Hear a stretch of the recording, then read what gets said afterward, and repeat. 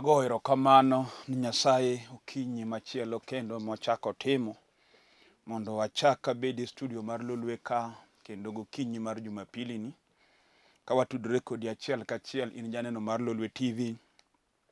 Nyasaye ma jang'wono kendo chako timona mondo achak ayudra ka kendo mondo achak asom kuom wachne mane muma ka wapuonjre kodi gokinyi ma kawuono kendo walam Nyasaye kamoro achiel. En okinyi makende ma Nyasaye oloso mana kaka pile Nyasaye osemiyowa ng'wono mang'eny Jumapili ka Jumapili gokinyi ka watudore kodi achiel kachiel. Kendo asego ni Nyasaye erokamano nikech awinjo ka jo Nyasaye mathoth goyo sime ka gigo erokamano nikech Nyasaye timo ni joge gik madongo ma gibede joneno.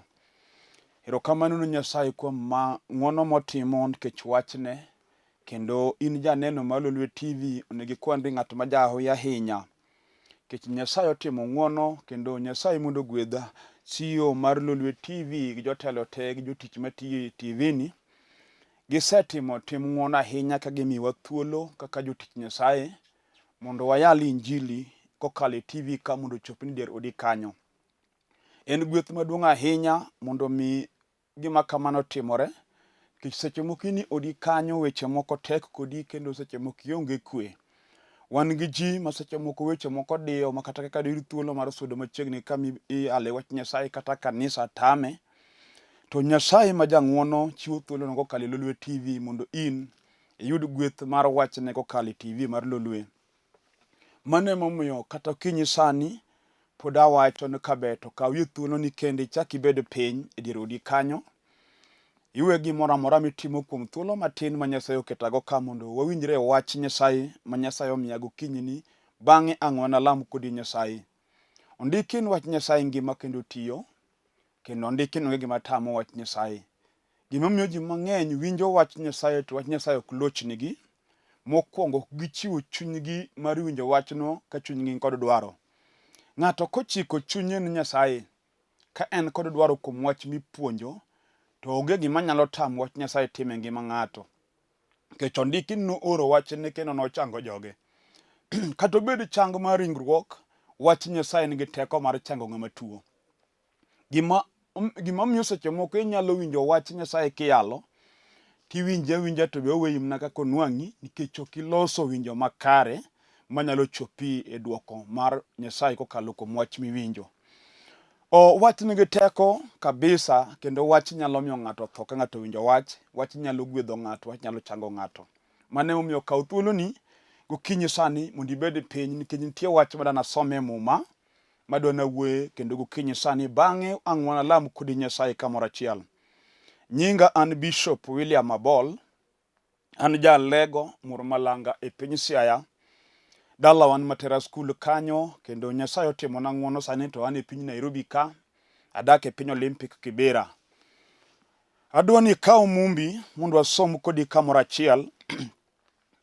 Kaw muma mondo wasom kodi e muma marino in be ele ka in dier odi kanyo. Kawuono adwana somo muma mar Jo-Korintho. Korintho mokwongo achiel kwan matindo 18. Jo-Korintho mokwongo achiel kwan matindo 18. Muma wacho niya: nikech wach msalaba en fuwo ni joma lal, to en teko mar Nyasaye ni wan mireso. Kama tin no kende ema somo to be madwano mondo mi awuoyi gokinyi ni kendo wach masomo no ang'e kendo ayien en gi teko moloyo gimoro amora. Kawuono adwana wuoyo e wach msalaba ma ji mang'eny oseneno kaka fuwo kaka Paulo ondike e muma. To en teko mar Nyasaye ni jomireso. Wach madwana puonj sani dwaro winjo malach ahinya nikech ji mang'eny neno wach Nyasaye ka opimo wach Nyasaye gi kaka ong'eyo, lakini wach Nyasaye ni rieko moyombo rieko dhano. Nikech gima wach Nyasaye nyalo timo, rieko dhano ok nyal. Mano emomiyo onego ibed piny mos mondo wawinjre. Nitie jomonego res kokalo kuom wach Nyasaye kata wach msalaba mondiki e muma. Nitie jomonego wach Nyasaye res e lwet weche matek momakogi kendo masandogi. To nikech pok giketo chunygi mondo wach msalaba odonjnegi, omiyo gidong' e chandruok. Muma wacho ni Nyasaye no oro Yesu Kristo ma wuode, ok nobiro mondo okum piny. Mano ok Nyasaye no oro Yesu mondo Yesu okum piny. To ote mar Nyasaye ni piny ko oro Yesu ne en mondo piny oyud konyruok kendo oyud warruok. No oro Yesu Kristo mondo joma nie chandruok mondo Yesu Kristo golgi e chandruok momakogi.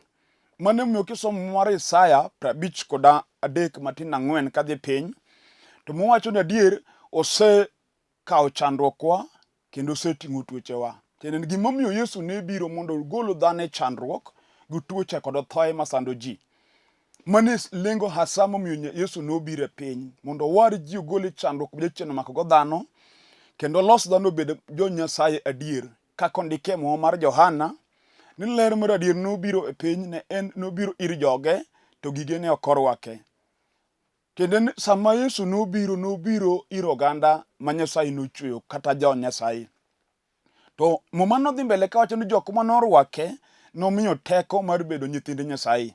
Tiende ni Yesu nobiro mondo timwa wan jok mane piny odong' go. Wan jok ma jachien notimo mage mondo chak odwoko wabed nyithind Nyasaye. To onge gima duong' ka bedo nyathi Nyasaye, nikech kibedo nyathi Nyasaye onge gima inyalo koso, nikech Nyasaye kobedo baba ng'ato. Nyasaye iwuon gik moko te mineno go mokne.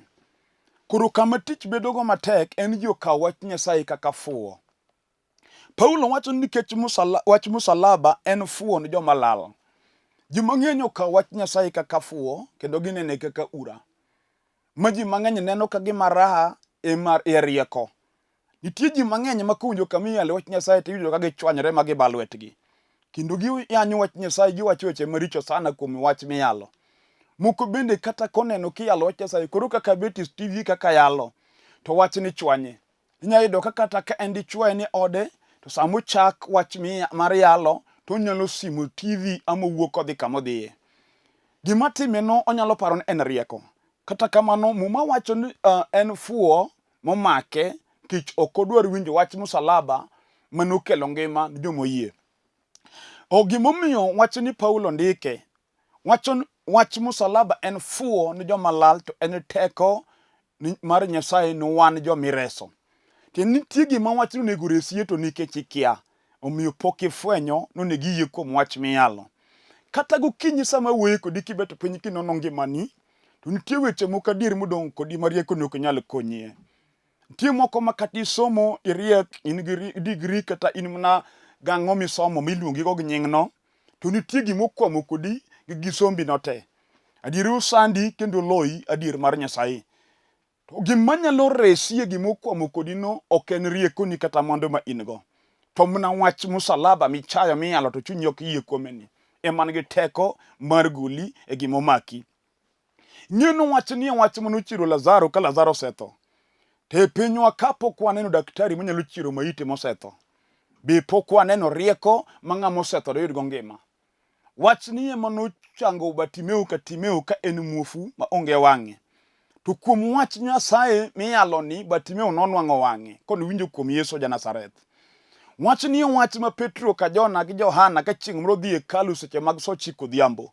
To nwang'o puth ma en jaduong' ma nonyuol ka puth makwecho ga e dhorangach malong'o kikele pile okinyi to kwecho kanyo. To wach msalaba makoro wuoye sani sama Petro nochomo pudhno gi wach. Pudhno nochung' mowuotho kuom teko mar wach Nyasaye. Tiende ni gima ok nyalre kuom riekoni wach Nyasaye nyale. To nikech pok ichiwo chunyi mondo idwar wach miyalo nigi tekoni te, emomiyo ineno ka wechego tek kodi kaka tekno. Kech kata gokinyi samo nitie dichwo ma weche tekgo. Adi tek kodi mar adier nikech nitie jachien manyalo an ng'ato piny. Makati ng'at manose invest manotimo gike mane koro neno ka gima isedhi mbele, jachien nyalo duoki reverse. Inuang' ka gik mane iseloso irito kethore te midong' ka ng'ama ok notiyo. Wan gi ji manose invest moko notimo gik moko mag maendeleo ahinya. Makata inya yudo ka nisenyiewo lope, iyawo duka, kata in gi gache and everything. To nikech gik man in go ok gin gik ma permanent e lweti ka ok Nyasaye obedo jakori. Adier gokinyi sama yalo duogo to zero. Mikwayo jok moko ne nyal ga kwayo. Kendo jok manogeno kuomi tindo chai kich jachien oduoke piny. Onge gima nyalo goli kama Satan odhiri moduokieno. Mak mana wach Nyasaye ma yalo gokinyi sani. ene manigi teko mar duoko hawi manokethore kata hapi manokethore magik mane konyi tinde onge lweti. Nitie wach Nyasaye mayalo gokinyi sana manyalo duoko ni hapi no. Kata gweth manene kuomi manokethore. Kech wan gweth manyalo kethore kuom ng'ato nikech ng'ato ane piny mar ketho gweth man kuome. Wan gi jomoko majuoke moko noketho hapgi. Makata kane in ja biashara ta juoga no ani piny manoketho biashachi. Kata kane itiyo seche moko kama nitiyo ofis manutiye kanyo. Nitie ng'at moro mano piny kanyego loyo kodi modhi wuotho ni mabor. Maseche moko nokelo yamo moro kuomi mar sasia momiyo kamoro amora midhiye irome gi kisran. Maseche moko tiji nokethore kamano. Tindi manyo tich ok inyal nwang'o, imanyo ok inyal nwang'o kata in gi barua monegi tigo to barupi no ok konyi. Kech nitie kama nokethgo hapi kata nokethgo gweth man kuomi. Gima nyalo goli kanyo en wach Nyasaye mwayalo gokinyi sani. Ma Paulo wuoyo kuom en fuwo ni joma lal. Kendo nyalo kawo wach Nyasaye kagima en wacha wacha. Wach nigi teko. Waseneno gik madongo motimo ni joma oyie kuome. Kata an mabete studio kani nogola kadong' ka piny okwamo koda. Otima dhano tinendeni gima notamo pesa madala wato tamo rieko mar josomo. Lakini wach Nyasaye onge gima nyalo chunge nyime. Mae wach manowuoyo kod nam makwar kochunge nyim jo Israel.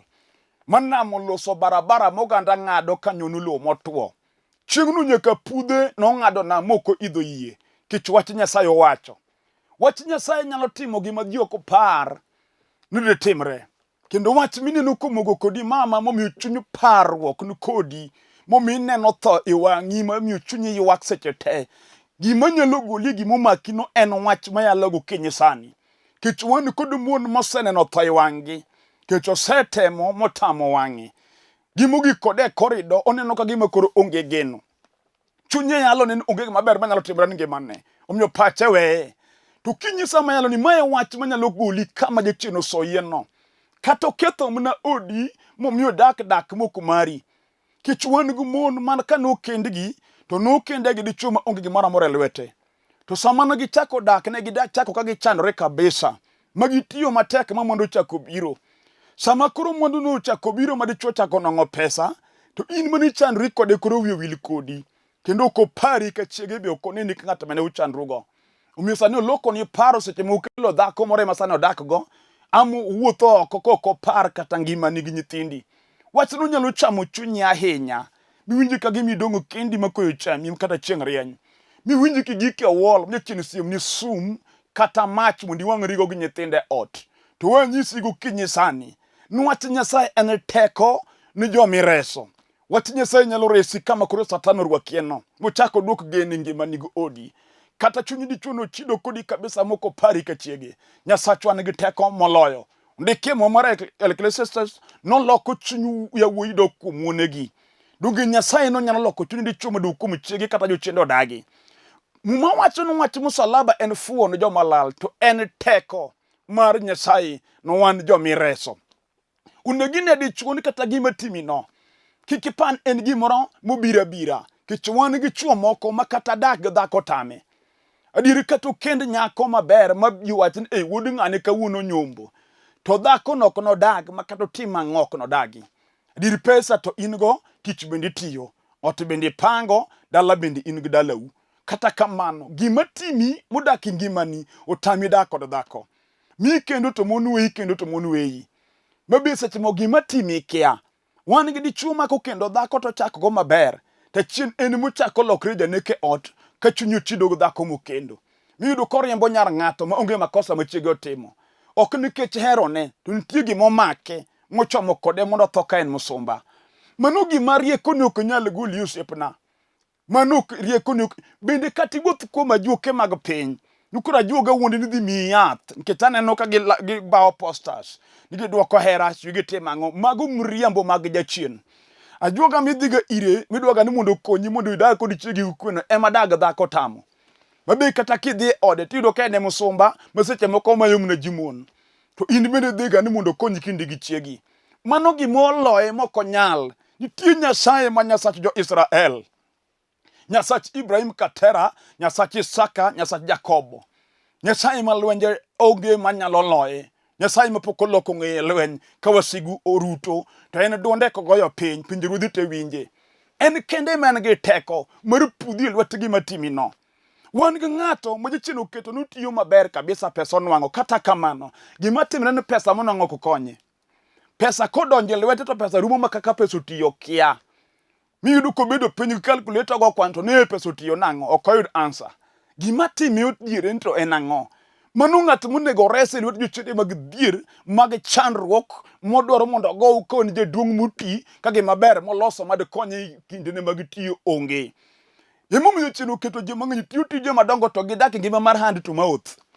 En gima oyudo chame sufuria to rumo kamano. Onge gima nyalo konye kiny ma jachien oyiene mondo kan. To kinyi kawuono yalo wach manyalo resi gima timi. Wach msalaba en fuwo ne joma lal. To en teko mar Nyasaye ne wan joma ireso. Osiepna kata kinyi saminena kayaleni, inyalo yie kuom Yesu kawuono. Mondo resi gima timreni momiyo iwuotho kiwuoyo kendi ka janeko. Kitinya yudo ng'ato kawuotho to go mbaka. Jomogo go mbaka bende ok ine. Ng'ama riek kabisa morwakore maler ma pache ler moting'o file e lwete. Lakini owuoyo kende. Kata kobeti matatu iwinjo ka ng'ato beto gi matatu iwinjo ka owuoyo, ochamo dhoge. Nitie gima odong' kode mago kode mbaka. Gima go kode mbaka no pesa ne ok nyal goli e lwete. Gino kata baba ni en police, kata baba ni en minister, ok nyal goli kanyo. Gima nyalo goli kanyo en wach injili ma Yesu nokelo, grembe msalaba Kalvari. Mane ma kiyiego kinyi sami winjani. To kata bed gima noguro iwe piny kanyang' moguro iwe ikuoye dho nam. To Yesu pudhi okel lwete mochako duokni geno. Kata bed gir dalau momiyo ji chako to tieko marach. Inwang' ke chako maber to rumo marach ahinya. Gimoro amora be ichako kini kod geno, lakini ka rumo to rumo kowego paro. Miyudi kidong' ka kuyo chami nikech gima nye paro. Wan gi ji mang'eny ma kata biashara chako kokete pesa maduong' ahinya. Miyudo ka seche moko en pesa mar loan, ikaw kata $1,3 kendo timo go biashara. Unberi kete tich mitim majinen ai ichako business manyalo konyi. Giko mar business no ni biro rumo ka in mibandhi gowi ma ok okonyi. Ka onge gima ber moki business mane chako, ki jachien otamore. Mano hingo riekoni, mano hingo tekoni, mano singo sombi. Wan gi jal maloyo miluongo ni Yesu Kristo ma Nyasaye. Wach msalaba mayalo ni ema nyalo resi lwet gima timore no. Kendo en ema nyalo konyo ngimani. Wan gi chi ma jachien oyiene ni kinde mi onge pesa tingima. Chegi ngima, chuori ngima, nyithinde ngima. Mano pesa onge. To ka pesa donja ne tap to tuoche. En tuo ma ng'ane ninde wuoto wuok ane ninde wuoto wuok ba pesa nyaka rum kamano. Mano jachien mochung' kod chungo. Omiyo jomutiyo go invest inonge investment mari kata chiel. Ki jachien odagi. To kawuono yalo wach man gi teko. Wach msalaba. Muoyo kuom en teko mar Nyasaye ne jomoyie. Umere kinyalo yie sani kata bed gir dalau momiyo dalau ji onyuole iye. To chal kama ok onyuolie ji. Wan gi miere makidonjo tido ka yo nitie, lakini dhano chalo kama ok onyuolie dhano. Jachien obago ji te ma ji chal. Dhano ywak achiel kamar punda. Onge ng'ama nigo duoko kata kuom jodalagi. Omiyo seche moko kata in mama, seche moko in dayo Tanzania iki osedhi mang'eny. Nyithindo mane nyuolo mane puonjo mane ng'eni e konyruok mari jachien obago te. Giduogo kendo in makore konyogi e odi kanyo. Jomonego bed tiyo sani monego bed odak utegi, duogo dak kodi e ot. Adiri mipidho nyigi nyaka gi nyithindegi, ki jachien oloro nigi, onge ng'ama nyalo yudo kare. To kinja yalo wach man gi teko, wach msalaba man gi teko mar golo ng'at gima tek momake. Onyalo mako nyithindo manyiri e dala. Nido ka nyiri ringo kod gache to dichuo onge makendogi. Adieri ka gidonjo to girwako longe mondisogi to kata kamano, onge madhi tedo. Jachien ochung' loro kar tedo kanyo tamore. Uye yen mondo gibed jok mawuotho ka pakore kendo ka ler. Korwakore maler kendo kan go pesa. Lakini dichuo makendo nyako maluongo ni chuore onge. Mano gimochung' kodi omera makati iwuotho ga kichayo ji to nitie gimodong' kodi makidong' kendo maikwe. Nitie ng'ama nyalo sungore e public. Kata ka ni office kama nitedo chunyo chayo ginde. Kendo wuoyo gi jig madharau kata kamano. Gimodong' kode kata chayo ji. Inyalo bedo dhako ma keni office to ji tiyo luori nikech duoni pek kiwuoyo ti kwiny. To kwinyo ni no ok nyalo golo lwet jachien madalo motami dhi tedo. Mano loyi gi pesa ni rieko ni te. Kawuono wayal ni wach moloyo gi mosetimi no. Iluongo no wach msalaba ma ji kwano kaka fuwo to en teko mar Nyasaye ne jomoyie mondo mi oresgi. Agono Nyasach polo kod piny erokamano. Paulo wacho ni kech wach msalaba en fuwo ni joma lal, to en teko mar Nyasaye ni wan mireso. Mai wach manoreso janeko moro mane piny odongo e piny Gerasi. En ji nowe kare nokoda bedo dhano kendo. Kijechino nokete kama ji ok dagie. Jechino gole dala gi mutero dak mune kaburi kamihike jomotho. Mwacho nugodhiambo ka chieng' dhi podho to godo ringre nyomo ikudi chieng' to chamo to ywak malet ko ng'adre kod kite ka dende chwero remo. To nosetamo jopiny no mako, omiyo noweye kaka le kodak e thim. Wan gi joma ji owe madir jodala wologe. Mwacho nuwoyi no were urugo. Seche moko kijana matin e chino baro kodi morwaki e kuo. In jambazi manyaka jonyul ni ong'eyo. Mwacho mnyaka jonyul ni ologe alwetgi, mwacho ni chieng' monodwoko nwago kosetho wanaike. Adier makata kidonji od minu kama onyuolie to minu ulure lura kodi. Kich isebedo ng'ama kite gala gala. Uchendo maki gichomo kodi tho marach. Ibendi winjo ka gino tami wokie. Sedwaro mondo iwe kuono to tamore.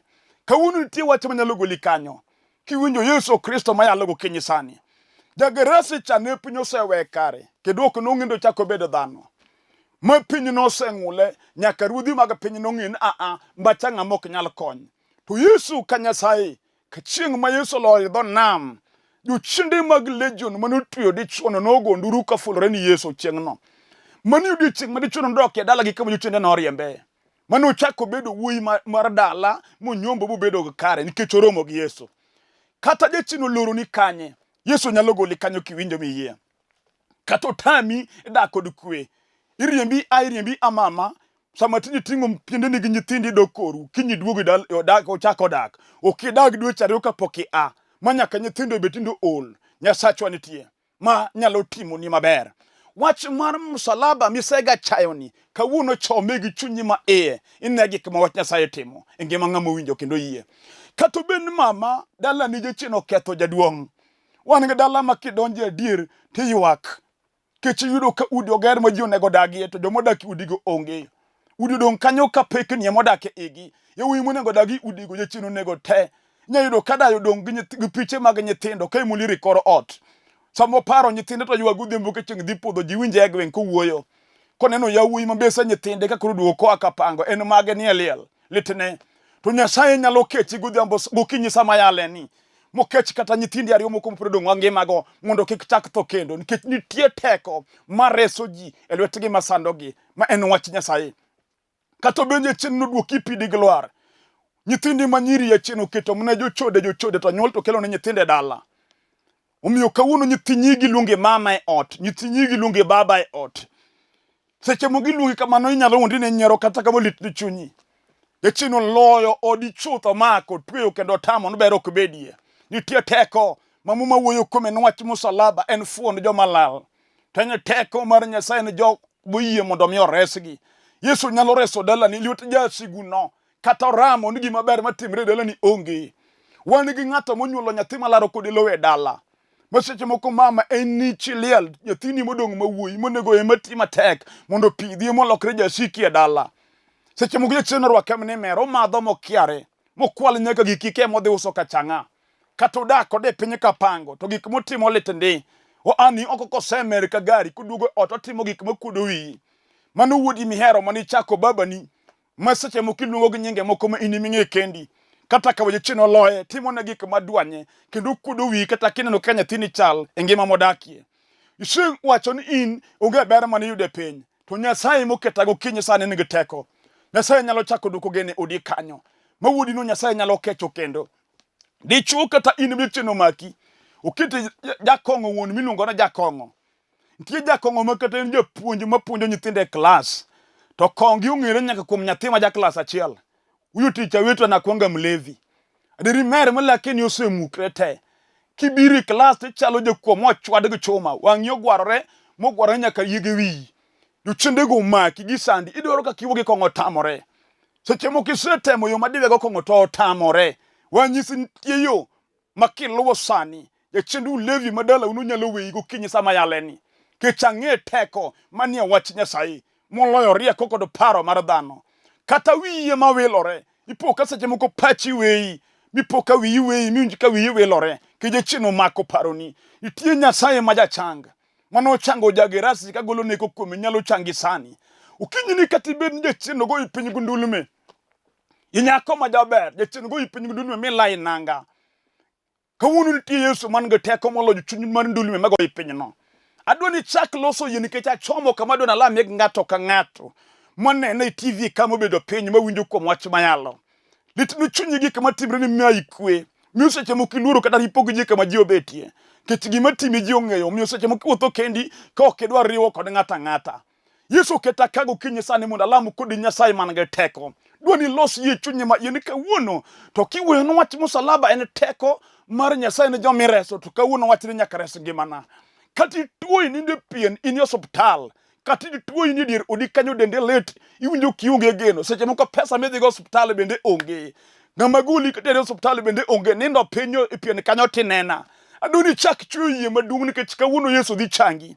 kendo ichungo malo ipien kamininde kanyo kata in hospital itemo chidi onge duoko maber mineno sani yie kuom wach ban gi teko moloyo sindan ma daktari chuoyi wach Nyasaye ngima bro donjo nyaka ondhundho mar chokeni mondo changi gokinyini adwani yudi yien nikech adwani alam kod ng'ato kata nyathi manyako kata wuoyi kata dayo kata mama kata dichuo kata jaduong' moti okinyini wadwa lamo Nyasaye kuom gimineno mama ikweno matimino yudi yie kiwinjo ka yole mini go chonge piny ga ne chonge piny kuom yie gi chunyi ma mondo iluongi teko mar Yesu Kristo e ngimani kata ka chunyo idhin mondo imak TV minena ni make kituo ter lweti kora chuch bago kamiwinjo karamino mondo walam kodi Nyasaye walamo inie won teko kendo loch gi nyalo no kuomi aseketo janeno ni lweti go kinyi sani Nyasaye kakondiki nuwachni en teko mareso jomoyie rese kuom gima rach ma jachien time ngimane Nyasacha chang nyako ni chang dhako ni chang jaduong' ni yaye Nyasaye maduong' moklo dichuo makoro chunya let kuom gima rach matimre ngimane ruoth otimne maber aseketo ng'ato ka ng'ato lweti gokinyi ni Nyasaye manitie mondo timne ng'ato ka ng'ato ng'wono kaka chunyi osekwayi erokamano kuom locho n'ogandani gokinyi ni ka nyingi man gi teko yudo duong' manyaka chieng' alami ka yene setimo e nying Yesu Kristo Ruoth amen.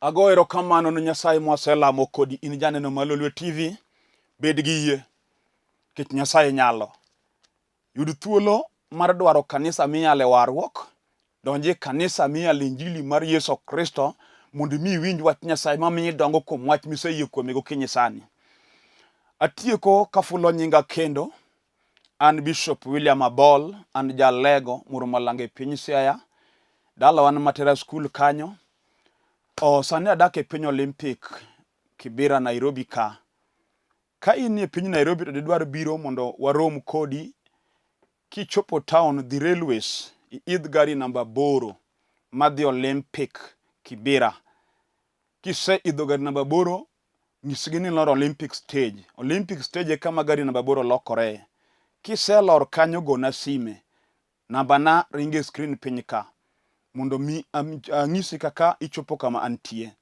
kanisa podolor to mano moni biro mondo warom kodi wawuo kodi one on one koro kiyudo thuolo bi mondo warwuo walam kanyachiel ka in e piny Dandora wan gi kanisa Dandora kanyo kigoyo simu abiro mi namba mar pastor makanyo mondo itudri kode ka in e piny Kayole be wan kanisa piny Kayole go sime ami namba mar pastor makayole utudru kode kata ka thuolo time mar biro kama ntie butudri pastor no kantie wach machiro nyaka warom kodi wabro loso thuolo mondo waradi e piny Ugenya Sega wan gi kanisa kigo simu abiro mi namba mar pastor Moses e piny Imbo Usenge wan gi kanisa Usenge i town kanyo kigo simu abiro mi namba mar pastor George e piny Ayude wan gi kanisa e piny Ayude kigo simu abiro mi namba mar pastor Johannes ni e piny Ayude kanyo e piny Ng'iya wan gi pastor Steven Wudotieno wan gi kanisa e piny Murumalanga kigo simu abiro mi namba mar pastor Jackson wan gi kanisa ni kuno opogore e piny Siaya